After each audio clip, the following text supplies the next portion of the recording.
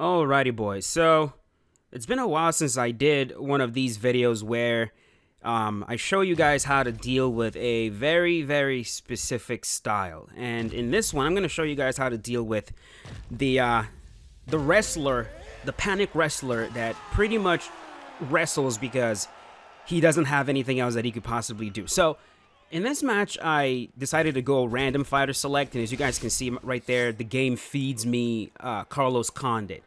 My opponent picks GSP. Now, a lot of times when people pick GSP in this game, and DC and other wrestlers in the game, we talk about this all the time, but players will typically do that because they want to make sure they have wrestling in their back pocket, or they have takedown defense in their back pocket in case their opponent wants to grapple them. Now, in this match, you'll notice how my striking is going to change. At first, I wanted to use like very clean striking, absolutely no exchanges. Just tap him, tag him, hit him without him hitting me back. He does land a front kick to the head right away. And you will notice throughout this fight, he does catch me with that front kick to the face quite a few times. But the striking style I wanted to use throughout this whole entire fight, I wanted to just be patient, kind of fight more like Carlos Condit, where I'm mixing up combos. As the fight goes on, I would have liked to start like using some intricate combinations, maybe throwing in some question mark kicks in there, and just making the striking very pretty to watch.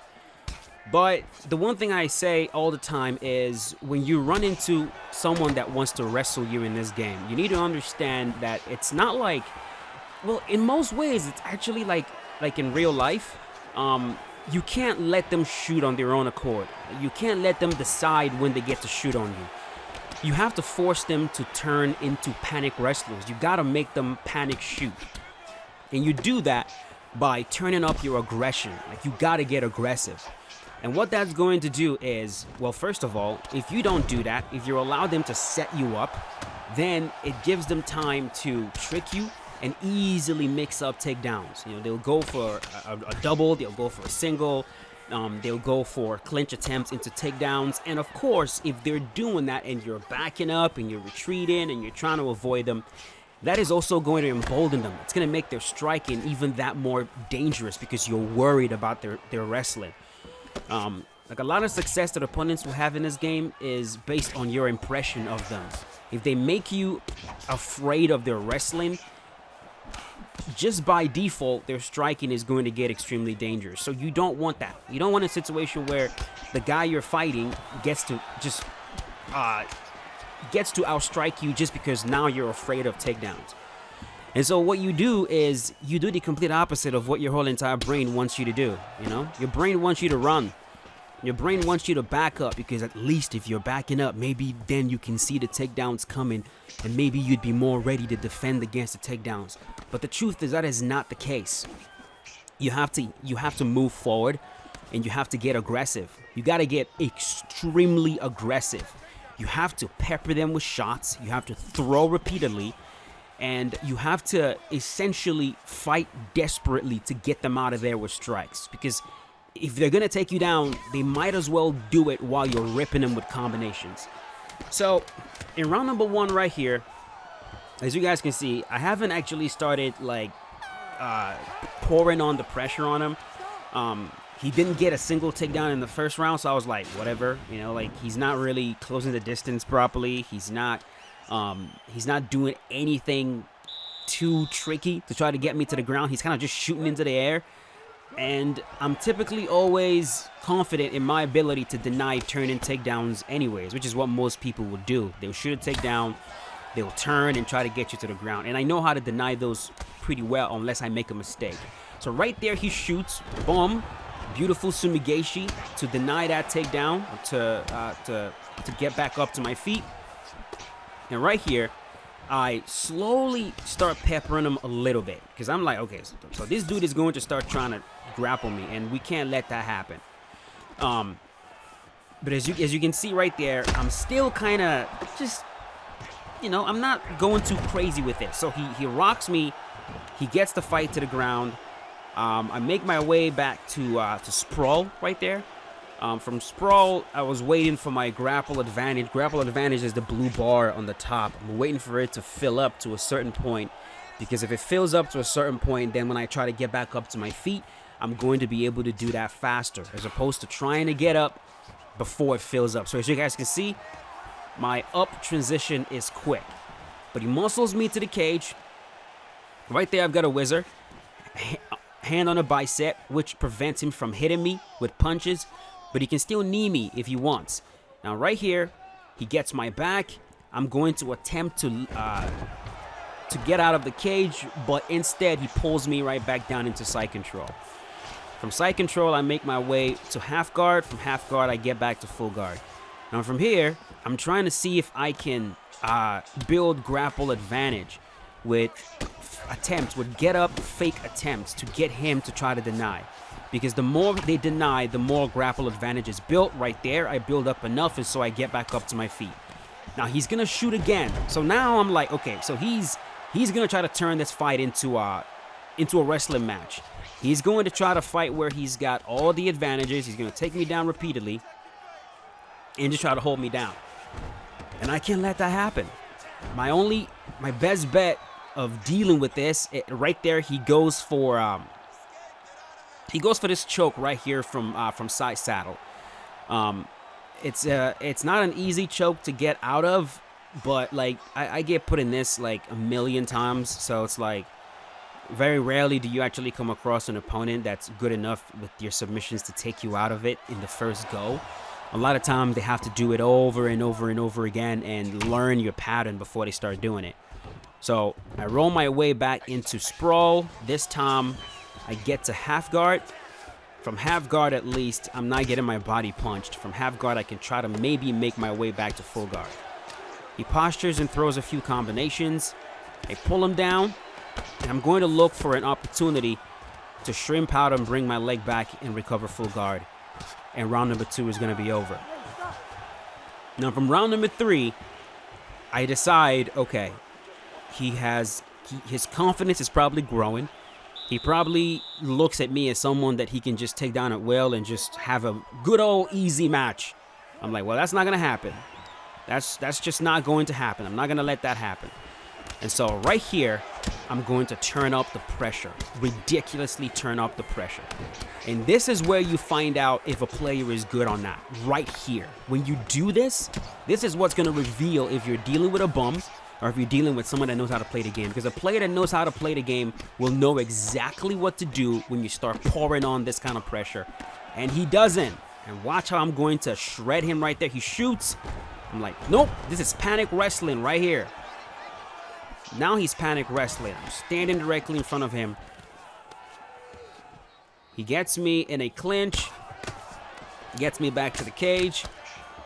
And I'm just going to keep pouring on the pressure. And you can see what he's doing. He has no valid response with strikes. He's pretty much playing keep away. Jab, jab, keep away. Stay away, stay away, stay away. And guys like these, you don't have to show them any respect whatsoever. Right there, I'm just teeing off on him. I rock him. I'm going to sit him down right there and try to finish the fight. So right off the bat, this exchange right here told me everything I needed to know about this guy. He's the kind of player, and a lot of players are like this. He's the kind of player that his skill revolves around him not being pushed. There are a lot of players that as long as you don't push them, they look good. As long as you don't force them to try to think on the fly, they're pretty good, you know, because they get to hold their left stick, move around the cage, take their sweet time. They get to throw their front kicks when they're ready. They get to shoot their takedowns when they're ready. You're not forcing them to have to think on the fly. So the best way to know, is this dude good at this game? You gotta push him. And good players, they're like fucking diamonds, man. You push them, they're gonna push back hard. They'll make you pay for pushing them. And so right here, his only answer to what I'm doing right here is to try to just spam takedowns. Right here, he shoots again. I deny it. Now he's panic wrestling. Now he's completely mind you, he is using GSP George St. Pierre in the welterweight. This is Icon GSP as well. This man has all the tools in the world on the feet to deal with aggression. He has way more tools than I do. But instead, he's consistently trying to get the fight to the ground. So it was pretty clear. Like, okay, all right, this is it. He's going to just take me down over and over again. And right there, he gets full mount, starts teeing off. We survive it. And so now it becomes a battle. Right here, it's like, now we both know. Now it's pretty goddamn clear. I'm going to push you. You'll try to take me down. Like, now we know what our roles are. Now we're going to play our roles and see who's going to play it better. I already know that as long as I'm doing damage, it's only a matter of time. As long as I'm doing damage to him, he can take me down as much as he wants. He's not going to be able to get me to dominant position where he can really sit there and do a lot of damage. I know that for a fact. So right there, he's going to go for the submission again. His Hail Mary. We stay very patient. We're making sure we're not being predictable with our defense. I'm not going just one direction. I'm just tricking him. Go left, go right, go left, go right. He's chasing me as much as he possibly can, but he's not close. And we're going to fairly easily wiggle out of this submission as well. We get out of it. And now from side control, he tries the Kimura. And I stop him from getting that. Now, he's going to get extremely passive right here. And I'm just watching him. He fakes like he's going to knee on belly, tries to get to mount, I deny. And I'm just relaxing. I know he's not going to just tee off with strikes because he knows if he does, I'm going to attempt to get to sprawl. And so his best bet is to be as patient as possible and focus on denying me inside control, which is fine. That's okay. Like, if you're going to take me down, be dangerous on the ground. Don't just like take me down over and over again. I wiggle out and you just keep repeating it over and over again. So right here, he also knows he's got his back to the cage. When your back is to the cage, any attempts to get back up to the cage is going to be really, really fast. I know this, and I know he's going to be camping on that deny like a motherfucker. So I don't go for it. I know he's not going to take any chances. Right there, he tries it. I reverse him, and I get into side control. Now, right here, I got up, but I decided to see what his ground game from the bottom kind of looks like. He rolls me, or he gets back to half guard, and I decide it's not freaking worth it. I'm going to get back up to my feet. Get back up to my feet, and I'm going to get right back to offense as I rock him again. Like, pretty much, he just has zero on the feet. Like, nothing. Nothing. And that's what I realized the moment I started pushing him. And again, this is when you realize how good someone's striking is, when you push him. When you push him, that's when the truth gets revealed. And so he's pinning me against the cage. He's trying to grapple as long as humanly possible. But at this point, I'm just like, he can take me down all he wants. The game is all about damage. As long as I am doing most of the damage, I'm going to win the fight. His only hope is that he's going to have to figure out a way to take me down to the ground and finish the fight on the ground, and I just did not see that happening. I didn't see a situation where he submits me or he gets into a dominant position and he's able to tee off for ground and pound, because he's just not that good on the ground. So next round is about to start. We still know our roles. It's going to be more of the same. He trying to take me down. I try to aggressively shred him.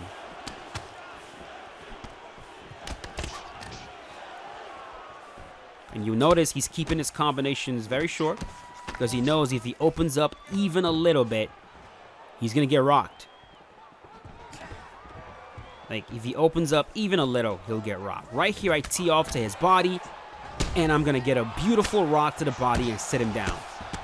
He gets back up to the body, and his stamina is gone. Gone. I mean, for this man to lose all of his stamina while using Icon GSP, it's mind-boggling to me. It really is. It just blows the mind. Like, It shouldn't happen. GSP, especially Icon GSP, he has all the fucking tools in the world that you could possibly need. So he gets me in the clinch again. He's, of course, looking for an opportunity to sneak in a takedown. And I already know I've done all the damage. I just need to not let him take me down. And when he does take me down, I need to get back up to my feet. I believe he gets me in the clinch again. I believe he shoots right here. He shoots. I already know what direction he's going to try to turn me. He always turns to his right. And so I immediately deny a right. Look at that. Boom. Hit that deny quick. And I'm going to tee off on his body again. Rock him again. Yeah, we're being aggressive, but we're also not being reckless. You'll notice I'm being very aggressive with him. I'm staying in his face. I'm putting the pressure on him, but I'm not going to get reckless. Sit him down, and I believe right here, fight over, he quits out the match. And when they quit out the match this way, we both know exactly why that happened. It's because, like, he knows what he was doing. Like, he knows exactly what he was doing. And when he got finished like that, he decided, you know what, man, I don't want to stick around and see what happens next. So, hope you guys learned something from this, especially if you're the type that tries to do random fighter select, or you try to use like lower rated characters in the game.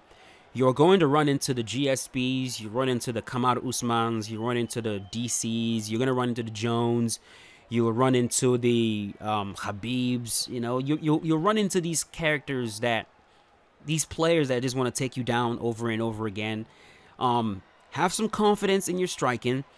Forget what anybody tells you. Go right there, be aggressive on the feet. Take the center of the octagon, push them back. Believe in your combinations. A lot of them don't have any answer whatsoever to your aggression. Make sure you're not being reckless. Pick your shots. Stay in their face. Force them to panic wrestle. Don't let them dictate or decide when they get to take you down. Force the shots. And I promise you, man, a lot of magical shit will happen in there. You're going to end up catching them way more than you thought that you could. But that's it. If you guys enjoyed the video, leave a like. And I will see you guys later with a brand new one. As always, stay safe. Peace out. Have a good night, boys.